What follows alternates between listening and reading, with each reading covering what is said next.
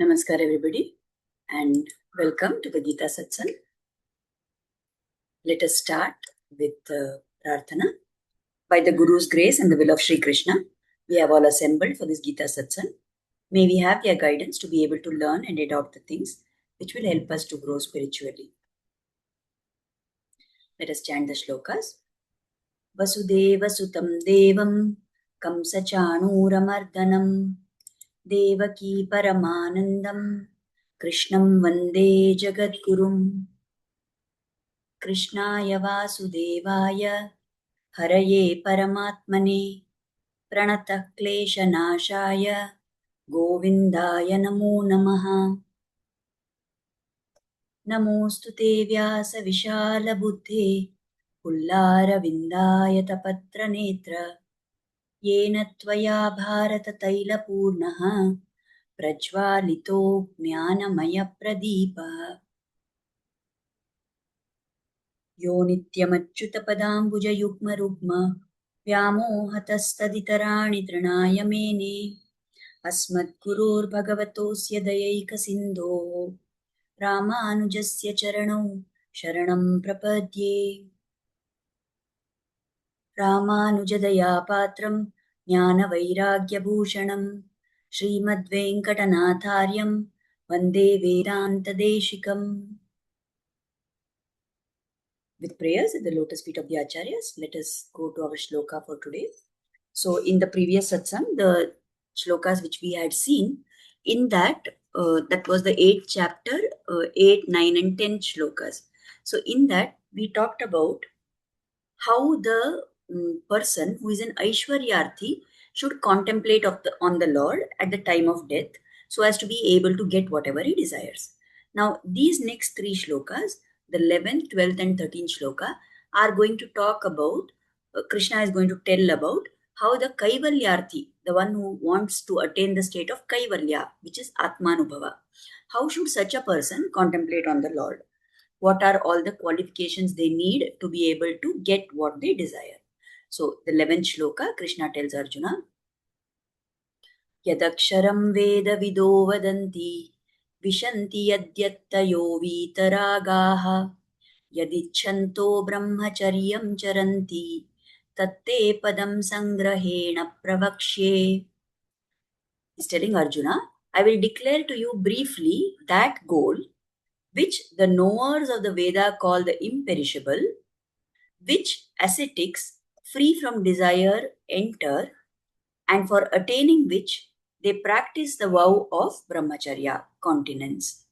So, here there are different aspects. So, first thing he's telling Arjuna, I will tell you in brief about something. About what? About Padam. Padam means the goal that on which these Kaivalyarthis are focusing. What is the goal that they want to attain? Now, what he is telling that people who know the Vedas call that goal as the imperishable or the one who is indestructible. So, what is this?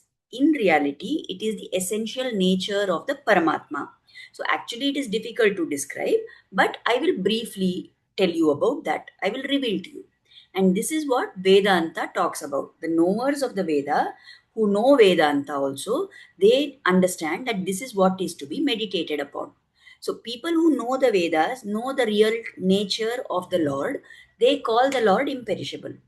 Now, what does the Kaivalyarthi want to get?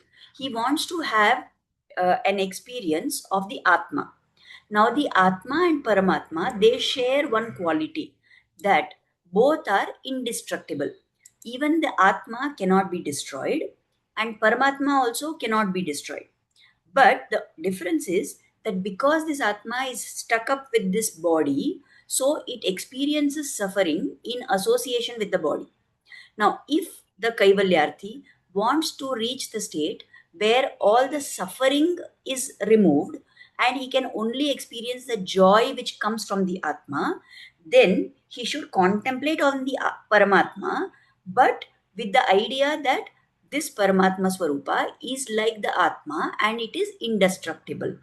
Now, who can do this kind of a contemplation? Who can do this type of meditation? Only the Kaivalyarthi who has given up all desires. That is why he is called as an ascetic, somebody who has given up all their desires, and somebody who practices brahmacharya. Now, for such a person, the karmas all get destroyed. And once the karmas are destroyed, then the body is destroyed. When the body is destroyed, this person reaches the state of mukti. And that is when they experience what is called as Atmanubhava. So, this is shown here in this form that there are three things this person has to do. What is the ultimate goal of the Kaivalyarthi? It is Atmanubhava, to enjoy the self, to enjoy the Atma.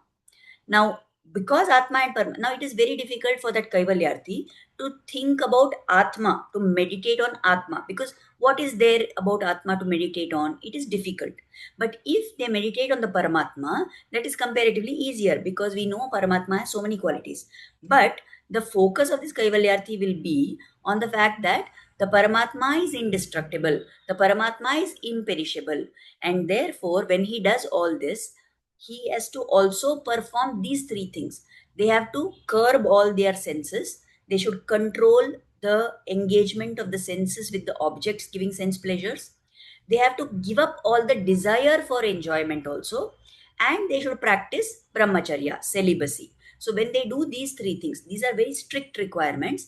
Only after doing all this only, there will be destruction of karma. And once the karma is destroyed, then the suffering associated with the body goes away, and then that jivatma, which has got mukti, it has become a muktatma, and it is in the state of enjoying the atma. It gets what is called as atmanubhava. It attains that state of kaivalyam. Now, in the next shloka, Krishna continues further. The 12th shloka, he says, Sarvadvarani samyamya mano hridi nirudhya cha मूर्धन्यात्मनः pranam astito yogadharanam. So we already said that they have to curb the senses. So such a person who has restrained all the gates, all the doors, all the dwaras through which the senses attach, and the person who has focused the mind within the heart, and the person has fixed the prana, the vital energy, within the head, at the top of the head, such a person who is engaged in the practice of steady concentration will attain the state of Kaivalya. So, why they are telling about senses so much? For everybody, some amount of sense control is important. But for the Kaivalyarthi, because the senses are the doorways through which the pleasure is enjoyed. Until there is a hankering for pleasure, then there will be, following that pleasure, there will be suffering also. So, if you want to get away from that cycle of karma, you have to make sure that there is no more this enjoyment and displeasure and all these things. So, the senses are the doorways for the sense impressions, and therefore, if you subdue the senses, you reduce your attachment with the world. Mind should be focused on Krishna, where seated within the lotus of the heart. And this thing about restraining the senses, it is what we call as pratyahara. In the process of Ashtanga Yoga, there are different things which are prescribed. So, in that, pratyahara means restricting the senses. And then there is also the step of dharana, which is steady concentration of the mind. So, this Kaivalyarthi should, all throughout his life, he should control the sense organs. He should restrain the senses. He should practice pratyahara. On a regular basis, he should practice dharana, steady concentration of the mind. Along with these things, which he is doing on an everyday basis, at the time of death, what he should do? He should fix the prana, the vital force. His focus should be on the Sahasrara Chakra, which is the point where the Sushumna Nadi passes through the central portion on the top of the head. And while he is fixing the prana there, he should contemplate on the aspect of the Lord, that the Lord is Akshara, he is indestructible.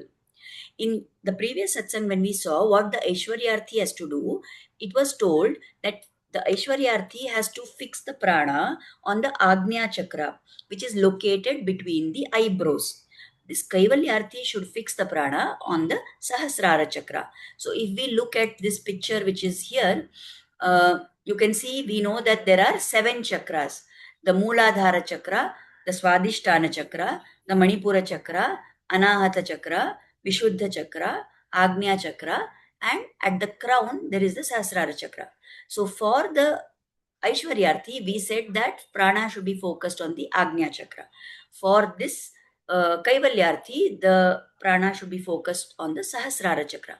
Now, we are talking about it as if it is something very simple, but this cannot be done unless the person has been practicing throughout their life. So, at the time of death, they should be in good enough state of mind to be able to do this. Now, when they do this and they contemplate on the aspect of the Lord, that the Lord is indestructible, then such a person is going to be able to attain the state of Kaivalya. Further, Krishna continues and explains what more they have to do. In the 13th shloka, he says, Omityekaksharam Brahma Vyaharan Mamanusmaran Yah Prayati Tyajandeham Sayati Paramangatim. So, doing all these things, focusing the prana on the Sahasrara chakra, keeping in the mind focusing on the Lord, if this person utters Om, utters the Pranava, which denotes the Absolute, the Brahman, and keeps thinking of me constantly. One who does all these things and abandons the body and departs in this manner reaches the supreme goal. What is the supreme goal for this person? To attain the state of Kaivalyam. So, to attain this state, the Kaivalyarthi has to do all these things together. If they utter Om, if they are thinking of the Lord, the prana is focused on the Sahasrara chakra, and they depart from the body in this manner, then they will get to the state of Kaivalya.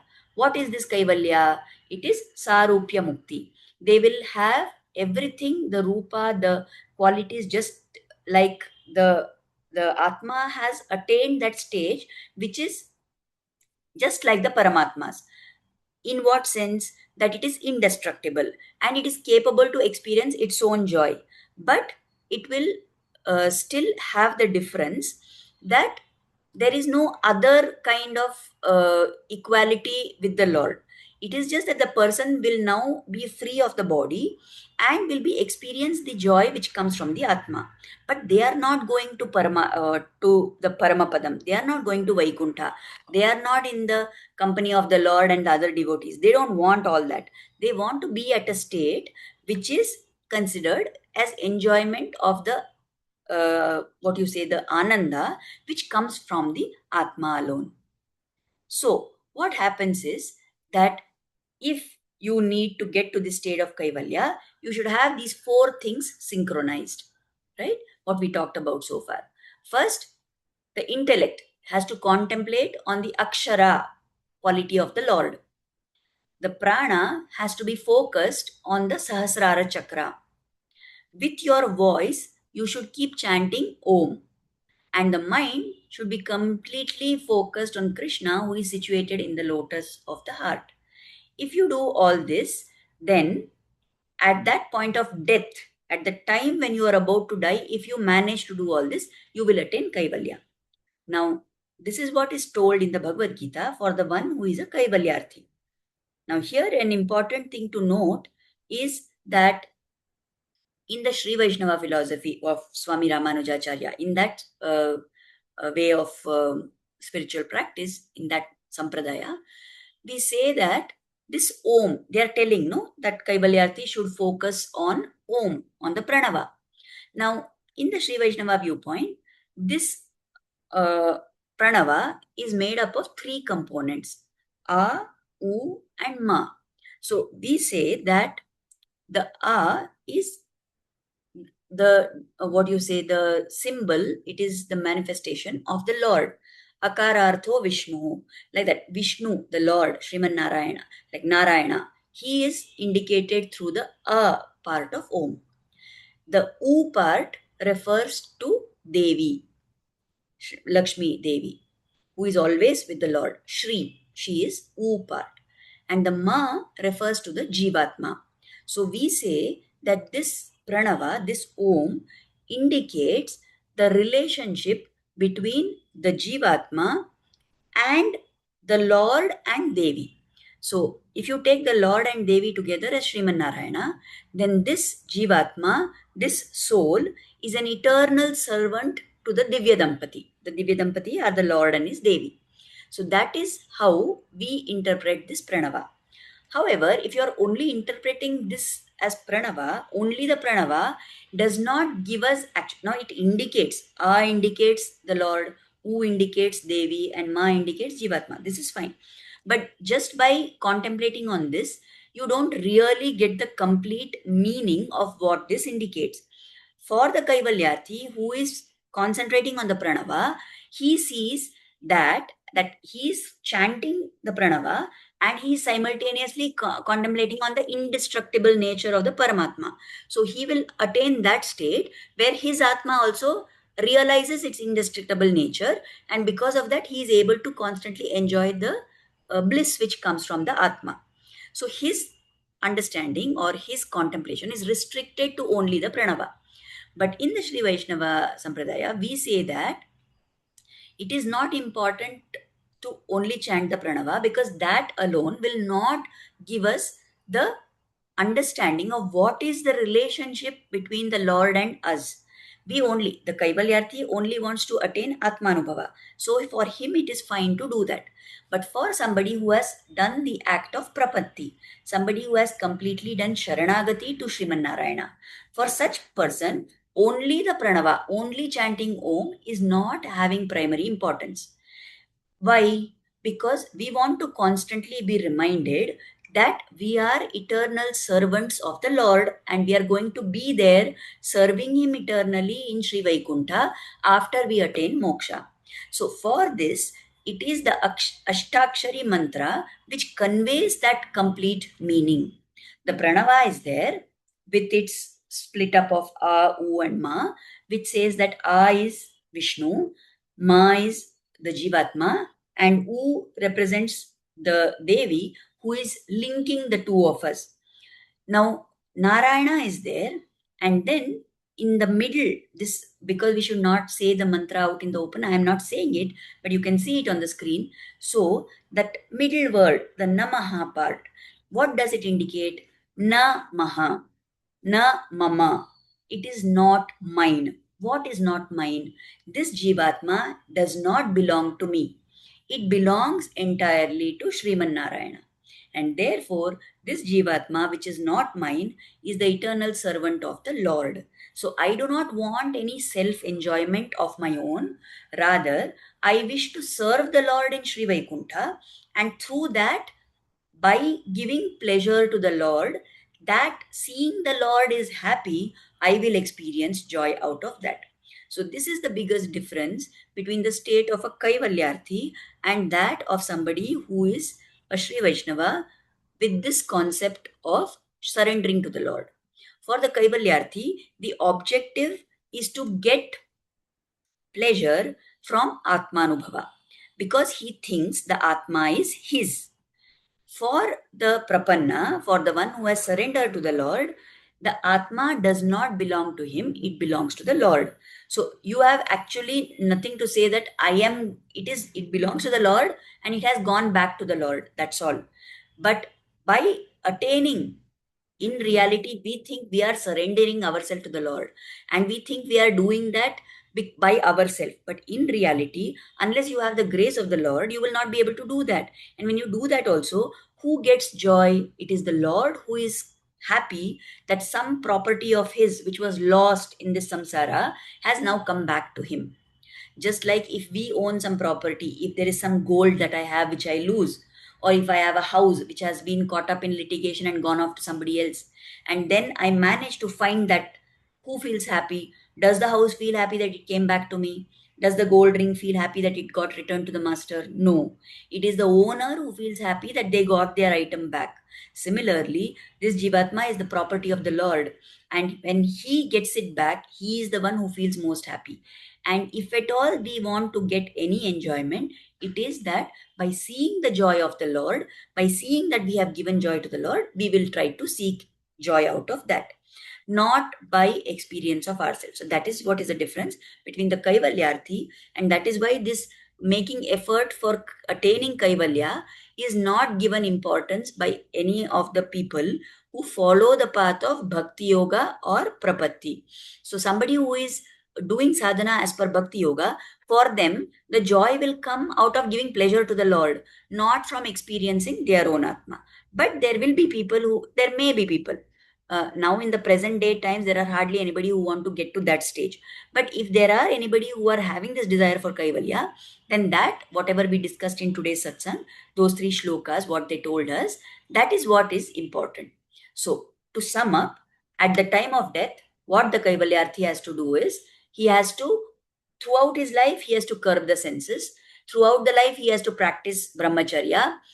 He has to give up all desires, and he should be in the state of dharana, contemplation on the Lord. Especially at the time of death, he should focus his mind on Krishna situated in the lotus of the heart. With what? With the focus being on the indestructible, the akshara nature of the Lord. He should fix his prana on the Sahasrara chakra, and he should contemplate on this akshara aspect, and he should chant Om. And if he does all these together at the time of death, then he will attain the state of Kaivalya. Now, although we are saying that this is something which the bhakti yogi or the one who is the prapanna does not aspire to, but still we must remember that this is not something that is easy to do, and that is the reason why nowadays there is hardly anybody who wants to do this. If you are practicing bhakti yoga, the idea that is told to you is that you try to curb your senses, but because it's going to be very difficult for you, you shift what your senses are focused on. Instead of letting the senses be, see, if you have to just completely cut off your senses from enjoying the sense objects, it is very difficult because the senses are by nature designed in such a way that they will get attached to something. So if you are going to tell people that cut off your sense attachment and they have to just suppress that and curb it and keep it under control, it's very, very, very difficult. That requires a very high level of tapascharya. But for the bhakti yogi or for the prapanna, what is told that you shift, instead of focusing your senses on worldly things, you focus them to enjoyment of the Lord. So instead of looking at a worldly object and getting joy from that, you focus your sense to see the beautiful form of the Lord. So what happens is your senses are given something to attach to, and that something is the Lord. With your eyes, you see the form of the Lord. With your ears, you hear the glory of the Lord. With your tongue, you sing his glories. With your tongue, you take his prasada. With your smell, with your nose, you smell the tulsi at his feet, right? With your hands and legs, you do seva to the Lord. So that way, if you look at it, that is comparatively easier. Doing what a Kaivalyarthi should do is very, very difficult. Only somebody who has, who is a great tapasvi, like it is really severe tapasya to be able to, throughout your life, curb the senses, throughout your life, practice brahmacharya, give up all desires and only focus on the atma and destroy all your karma. This is really very, very difficult. And if somebody does all this, then it is likely that they will reach the stage where at the time of death they can do all this thing and chanting om and focusing prana on the sahasrara chakra and all that. So that is quite difficult. So it is not, we are not trying to say that it is something which is inferior. No, definitely it requires a high caliber to be able to do all these things. But considering the fact that after doing all this effort, what is that person going to experience? They are going to experience the joy, the bliss which is coming from the atma, which is definitely inferior. The kind of ananda which is coming from the atma is considered inferior to the ananda which is going to come by being in the company of the Lord and other devotees in Sri Vaikuntha. So that is what they say. For somebody like us, who are definitely not at the level where we have gone to Sri Vaikuntha, and we don't know whether we will go there also, unless we really, have the grace of the Lord. It is very easy for us to say that Kaivalyarthi, his choice is inferior. But we should not be judgmental like that. This is only for us to understand. The people who desire to get Atmanubhava, they have to take all this effort. And after taking all this effort and doing such difficult tapasya, they only get to experience the joy which is coming from the Atma, which at some point falls short compared to the joy which can come from serving the Lord in Sri Vaikuntha. After all, again, of course, it is also a question of what every that particular sampradaya or that particular marga teaches them to look forward to. So this is just for information's sake. In the Bhagavad Gita, in these shlokas, Krishna has not talked about these aspects of what the Prapanna enjoys. That is told by our Acharya so that we should understand that when we listen to this thing of what the Kaivalyarthi does and all that, it may seem as though, oh, it is very great thing. Yes, the path is certainly difficult and it is very great to be able to do that. But the joy which comes at the end of it is not in keeping with the level of effort that has been put there. So if you are anyway going to put effort to curb your senses and to do all these things, why don't you make it the goal of your life to go and be serving the Lord in Sri Vaikuntha at all times and get pleasure from His joy? That is the kind of attitude with which we are understanding these things. So, with that, we have come to the end of our topic for today. Let us offer Kritagnyata, gratitude, at the lotus feet of Sri Krishna and Guru for inspiring us to start and to join this satsang. And let us pray for their blessings and grace to always be on us. In the next satsang, when we see the further few shlokas, Krishna is going to tell about what should be the attitude of the Bhagavallabharti. If you remember, there were three categories of devotees: the Aishwaryarthi, the Kaivalyarthi, and the Bhagavallabharti. So the Bhagavallabharti is the one who wants to attain the Lord only. He wants to get pleasure from being in the company of the Lord. For him, mukti means reaching the Lord. So for such a person, what should be the process and how should they contemplate at the time of death to reach the Lord? So that is what will be explained to us in the next satsanga. So we will meet again next week and learn about that. Thank you everybody for attending. We will stop here for now.